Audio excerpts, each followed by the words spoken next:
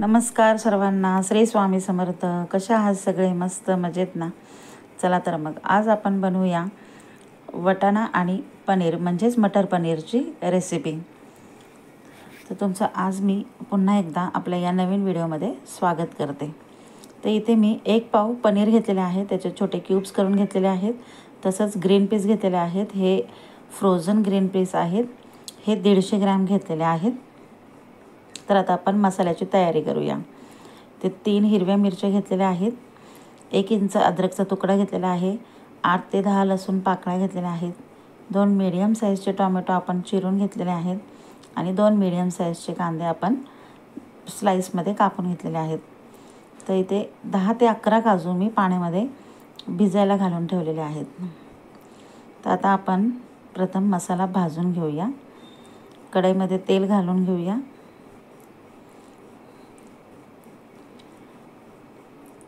तुम्ही frozen green peas वापरू शकता किंवा ओला वाटाणासुद्धा तुम्ही वापरू शकता. ओला वाटाणा जर तुम्ही घेणार असेल तर थोडा 10 मिनटं गरम पाण्यामध्ये उकळून घ्यायचा आहे. आता आपण इथे तेलामध्ये कांदा घातलेला आहे. कांदा आपण भाजून घेऊया. छान असा आपला कांदा थोडासा भाजत आला की आपण बाकीचं दुसरं साहित्य ॲड करणार आहोत. तर असा आपला हा कांदा थोडासा भाजला गेलेला आहे. आता आपण त्यामध्ये घालूया लसूण. 7-8 लसूणच्या पाकळ्या घालायच्या आहेत.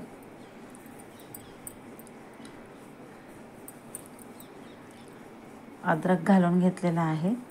त्याचबरोबर हिरवी मिरचीचे तुकडे करून घेत आहे मी, ते सुद्धा आपण घालूया आणि या कांद्यासोबत व्यवस्थित असं छान भाजून घेऊया.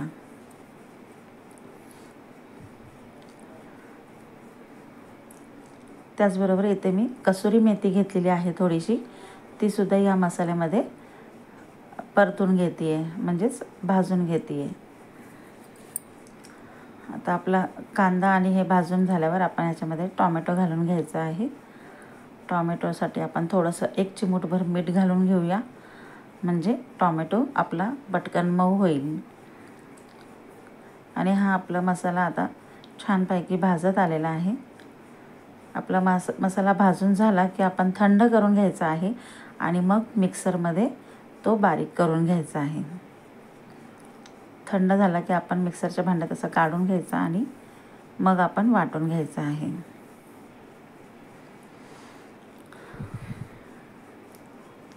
आता हा मसाला आपला वाटून झालेला आहे. त्यामध्येच आता आपण हे जे भिजवलेले काजू होते ते सुद्धा घालून पुन्हा एकदा फिरवून घेऊया. तर आपलं आता हे पूर्ण काजू घालून वाटण तयार झालेलं आहे. आता आपण भाजीला फोडणी घालूया. आता इथे मी पनीर असंच घालत आहे. तुम्हाला हवा असेल तर तुम्ही पनीर फ्राय करून घेऊ शकता, पण फ्राय केल्यानंतर पनीरला थोडंसं कोमट पाण्यामध्ये भिजत म्हणजे बुडवून ठेवायचं आहे, म्हणजे ते सॉफ्ट राहील. नाहीतर मग आपल्याला पनीर ते कडक लागतील. तर इथे आपण तेल घालून घेतलेलं आहे 5 पळ्या. आपलं तेल गरम होतं तोपर्यंत आपण इथे मिरची पावडर काढून घेतोय. पोह्याचा चमचा मी घेतलेला आहे छोटासा, हे 2 चमचे घालून घेत आहे मी. अगदी 2च चमचे घालून घेतलेला आहे. ही लाल मिरची पावडर काढून घेतलेली आहे. आता इथं आपलं तेल गरम झालं की आपण जिरं फोडणीला घालायचं आहे आणि पटकन आपण मिरची पावडर घालून अगदी लगेचच मसाला वाटलेला घालून घ्यायचा आहे. मिरची पावडर घातली की लगेच आपल्याला हा मसाला घालायचा आहे, नाहीतर मग मिरची पावडर करपेल आपली आणि भाजीला करपट असा वास येईल. त्यामुळे पटकन आपण मसाला घालून घ्यायचा आहे आणि भाजून घ्यायचा आहे. छान आता आपण मसाला मिक्स करूया आणि परतून घेऊया थोडा तेलामध्ये.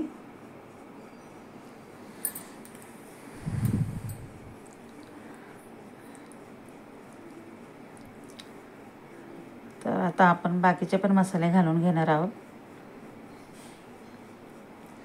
तर 1 चमचा आपण हळद घालून घेतलेली आहे, 1 चमचा धना पावडर घालून घेऊया आणि 1 चमचा जिरा पावडर घालून घेऊया. आणि आता आपण पुन्हा हे मिक्स करूया आणि पुन्हा एकदा भाजून घेऊया. आपण हे जे मसाले घातलेत त्यांना सुद्धा व्यवस्थित फ्राय करून घेऊया. तर काजू घातल्यामुळे आपल्या ह्या भाजीला जास्त लाल रंग येणार नाही. जर तुम्हाला लाल रंग किंवा तर्री पाहिजे असेल भाजीला तर तुम्ही काजूचा वापर नाही करायचा मग. पण काजूमुळे भाजीला अगदी छान दाटपणा येतो आणि चवीला पण छान लागते, त्यामुळे मी इथं काजू वापरलेला आहे. आता आपण प्रथम याच्यामध्ये पूर्ण पनीर घालून घेतलेलं आहे. पनीर मिक्स करून घेऊया.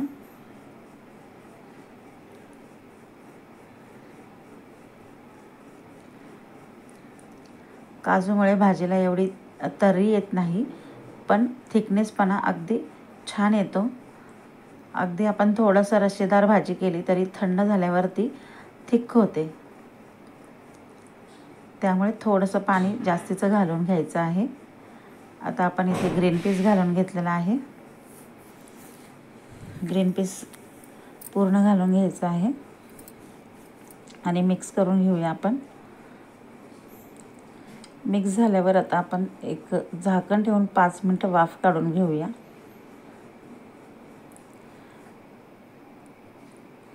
आता आपण वाफ काढून घेतलेली आहे. तर पुन्हा एकदा आपण छान मिक्स करूया आणि आता आपण पाणी ॲड करूया. जेवढी आपल्याला भाजी हवी आहे तेवढंच आपण पाणी घालून घ्यायचं आहे. थोडंसं म्हणजे अगदी थोडंसं पाणी जास्त घालायचं आहे, कारण ही भाजी नंतर खूप घट्ट होते. अगदी आपण थोडंसं जास्तीचं पाणी घातलं तरी ती दाटसर अगदी छान मस्त होते.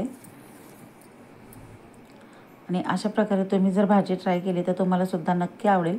अगदी हॉटेलपेक्षाही छान होते. आपण घरातच एकदम छान अशी भाजी करून खाऊ शकतो. अशी भाजी तुम्ही घरात बनवून खाल्ली तर तुम्ही हॉटेलमध्ये कधीच खाणार नाही. तुम्ही घरातच बनवून खाल ही मटर पनीरची रेसिपी. तर तुम्ही बघू शकता आता हे मी पाणी ॲड केलेलं आहे आणि भाजी थोडीशी पातळ दिसत आहे.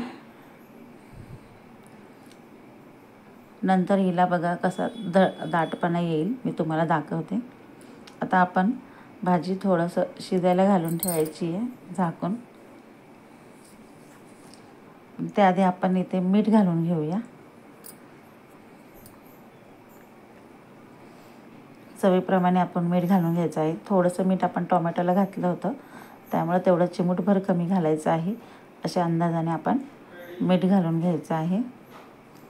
आणि मीठ आता आपण मिक्स करूया आणि मग 10 मिनटं झाकून ठेवूया, म्हणजे आपली भाजी छान शिजली जाईल. वाटाणे जे आहेत ते असे छान मऊ होतील.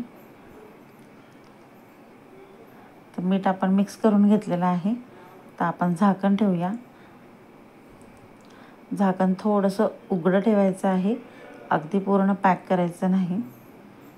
आता इथे आपण थोडासा 1 पाव चमचा गरम मसाला घालून घेतलेला आहे.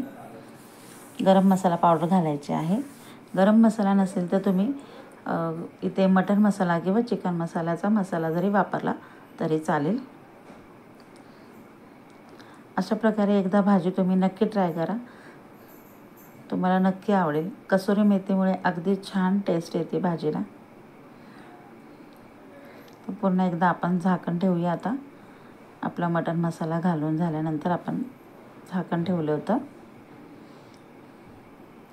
तर तुम्ही बघू शकता भाजीला किती दाटपणा आलेला आहे.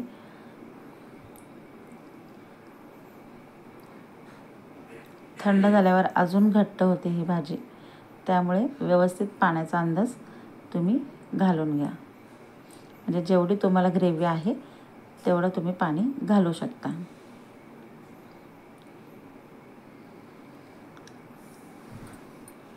तर आपली भाजी आता छान रेडी झालेली आहे. त्याच्यामध्ये आपण 2 चमचे फ्रेश क्रीम घालून घेतो आहे. फ्रेश क्रीम ऑप्शनला आहे, तुम्ही घातले तरी चालेल किंवा नाही वापरले फ्रेश क्रीम तरीसुद्धा चालेल. फ्रेश क्रीमऐवजी तुम्ही बटर थोडंसं वापरलं तरीसुद्धा अगदी भाजीला छान टेस्ट येईल. तर अशी आपली मस्त भाजी रेडी झालेली आहे. अगदी छान असा तिला थिकनेसपणा आलेला आहे. ही भाजी तुम्ही पुरीबरोबर आणि चपातीबरोबर किंवा पराठ्याबरोबर, लच्छा पराठ्याबरोबर आपण खाऊ शकतो घरामध्ये. एकदम छान अशी मस्त. तुम्हीसुद्धा नक्की ट्राय करा आणि मला कमेंट करून नक्की सांगा कशी झाली आहे ती भाजी.